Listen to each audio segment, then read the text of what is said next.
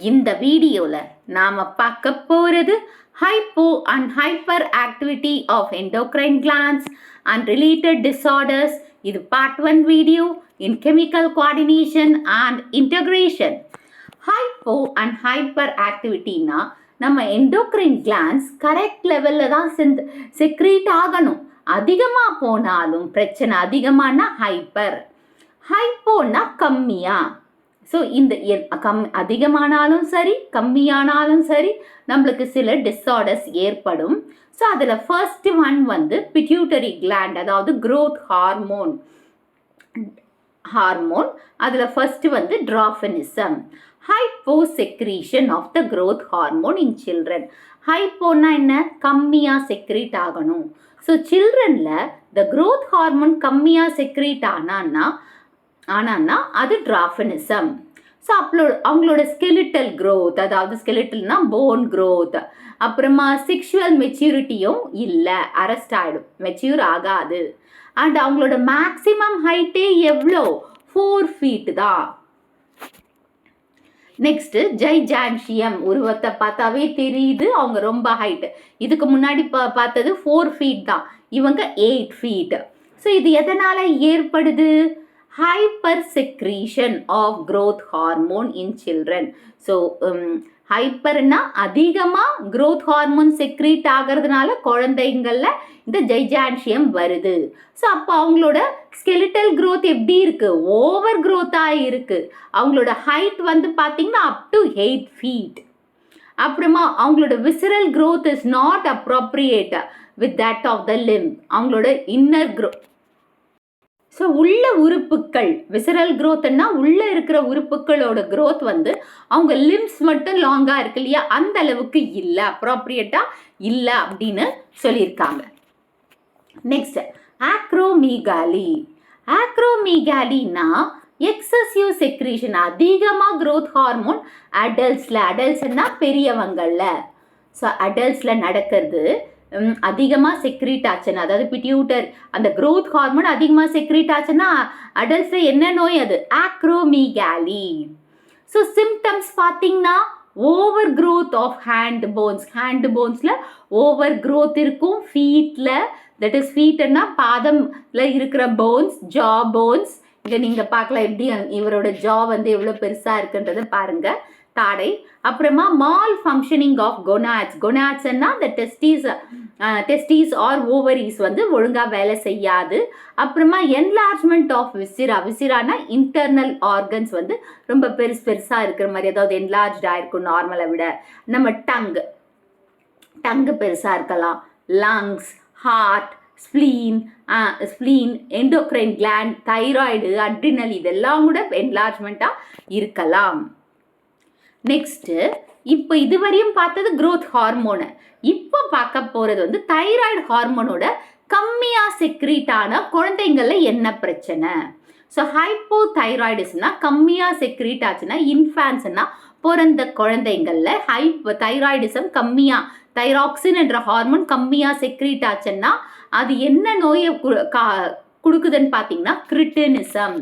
நீங்கள் பாருங்கள், இது எப்படி இருக்குது இந்த குழந்தை, கிரிட்டினிசம். ஸோ கிரிட்டின்னாவே ரிட்ராடட் ஸ்கெலிட்டல் க்ரோத். ஸ்கெலிட்டல் க்ரோத்தே இல்லை, போன்ஸ் வளரவே இல்லை, போன்ஸோட க்ரோத் இல்லை, ரிட்ராடட்னா ஸ்டாப் ஆகிடுச்சு, அதாவது அரெஸ்ட் ஆகிடுச்சுன்னு சொல்லிக்கலாம். And absence of sexual maturity. So sex organs maturity ஆகாதாங்க, செக்ஷுவல் மெச்சூரிட்டியே இல்லை. And retarded mental ability. So mental எபிலிட்டின்னா அந்த மூளை வளர்ச்சி, அந்த வளர்ச்சியும் கம்மியாக தான் இருக்குது. அதாவது கம்மின்னு சொல்கிறது ரிட்ராடட், ஸ்டாப், அது வளராது மூளை, அதுக்கு அதாவது என்ன சொல்கிறது, அதில் க்ரோத். அதுக்கப்புறம் நார்மலாக ஒரு குழந்தை செய்ய வேண்டிய ஆக்டிவிட்டீஸ் எல்லாம் அங்கே நடக்காமல் போகிறதுக்கு பிரெயினும் ஒன் ஆஃப் த ரீசன். அப்புறம் இவங்க ஸ்கின் பாருங்கள், சுருக்கமாக இருக்குது. ரிங்கிள்டு ஸ்கின்னா ரிங்கிள்டு ஸ்கின்னா சுருக்கமாக இருக்கிறது ரிங்கிள்டுன்னா. அப்புறம் ப்ரொட்ரூடட் என்லார்ஜ் டங், வாய் பாருங்க, பொட்ரூடுன்னா முன்ன வந்து நிற்கிறது. ஸோ அவங்க வாயில் இருக்கிற நாக்கு வந்து முன்னாடி வந்து நிற்கிது, ப்ரொட்ரூடட் என்லார்ஜ் டங்குன்னு. போல்டட் ஃபேஸ், போல்டடுன்னா நீர் கோத்த மாதிரி இருக்கும் face. And thick and short லிம்ஸ்ன்னா கை கால்கள் எப்படி இருக்குது, ரொம்ப திக்காகவும் ரொம்ப குட்டியாகவும் ஷார்ட்டாகவும் இருக்குது. ஏன்னா அங்கே வந்து ஸ்கெலிட்டல் க்ரோத் இல்லை. மற்ற சிம்டம்ஸ் பார்த்தீங்கன்னா அதர் சிம்டம்ஸ் வந்து low PMR, that is body mass rate, Basel metabolic rate, அதுதான் பாடி மாஸ் ரேட் இல்லை, பேசல் மெட்டபாலிக் ரேட் வந்து ரொம்ப கம்மியாக இருக்குது. அவங்களோட பல்ஸ் ரேட்டும் ரொம்ப கம்மியாக தான் இருக்குது, ரொம்ப ஸ்லோ, கம்மின்னு சொல்கிறத விட ஸ்லோவாக இருக்குது. அவங்களோட டெம்பரேச்சரும் அப்நார்மல், தட் இஸ் சப்நார்மலாக இருக்குது, சப்நார்மல் பாடி டெம்பரேச்சராக அங்கே இருக்குது.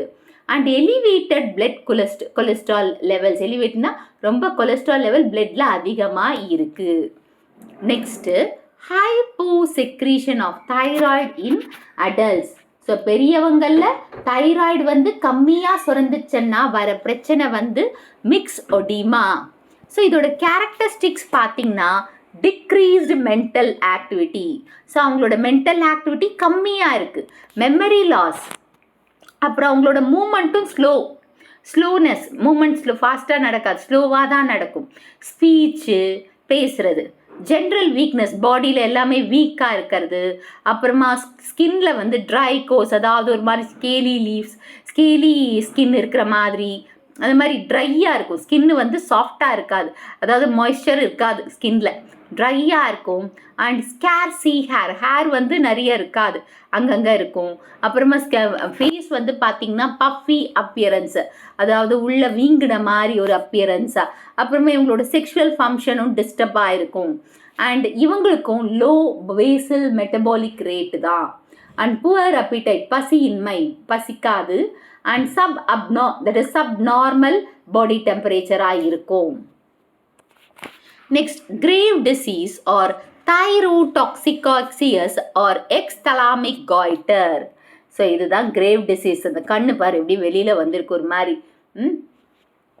ஹைப்பர், இது வந்து தைராய்டு வந்து செக்ரீஷன் வந்து தைராக்சின் செக்ரீஷன் வந்து அதிகமாக செக்ரீட் ஆகிறதுனால ஏற்படுற பிரச்சனை தான் இந்த கிரேவ் டிசீஸ், இல்லை தைரோடாக்சிகாக்சிஸ் ஆர் எக்ஸ்தலாமிக் காய்டர். இதோட கேரக்டரிஸ்டிக்ஸ் பார்த்தீங்கன்னா தைராய்டு கிளாண்ட் இங்கே இருக்குது இல்லையா, இது என்லார்ஜாக தெரியுது. ஸோ என்லார்ஜ்னா பெருசாக இருக்குது. ஸோ அப்போது அங்கெல்லாம் பார்த்தீங்கன்னா லோ பிஎம்ஆர், இங்கே இன்க்ரீஸ்டு பிஎம்ஆர் 50 to 100% இன்க்ரீஸ் ஆயிருக்கா. ஸோ அப்படி இன்க்ரீஸ் ஆனதுனால ரெஸ்பிரேட்ரி, ரெஸ்பிரேட்டரினா நம்ம மூச்சு விடுறது, எக்ஸ்கிரேட்டரினா அந்த யூரின், ஸ்வெட் அந்த மாதிரி போகிற ரேட்டெல்லாம் எலிவேட்டட்னா அதிகமாக இருக்கா. ஸோ அப்புறமா ஹார்ட் பீட் இன்க்ரீஸ் ஆகிருக்கு, பிபி ஹையாக இருக்கும், அப்புறமா பாடி டெம்பரேச்சர் ரொம்ப இன்க்ரீஸ்டாக இருக்கும். அப்புறமா கண்ணு பாருங்கள் இந்த மாதிரி முன் வந்து நிற்கும். ஸோ கண்ணு வெளியில் வந்து நிற்கிற மாதிரி இருக்கும். பொட்ரூஷன் ஆஃப் ஐபால்னால் கண்ணு வெளியில் அப்படியே எப்படி பார்க்குறாரு பாருங்கள், எப்படி வெளியில் வந்திருக்கு அந்த மாதிரி இருக்கும். வீக்னஸ் ஆஃப் ஐ மசிலும் வீக்காக இருக்கும். ஸோ வெயிட் லாஸும் ஏற்படும். Next simple goitre or endemic goitre. So இது வந்து ஹைப்போசெக்ரீஷன், அதாவது தைராக்சின் வந்து கம்மியாக செக்ரீட் ஆகிறதுனால ஏற்படுற பிரச்சனை தான். சிம்டம்ஸ் பார்த்தீங்கன்னா இந்த தைராய்டு கிளாண்ட் என்லார்ஜ்டு, பெருசாக இருக்கும், என்லார்ஜ்டு.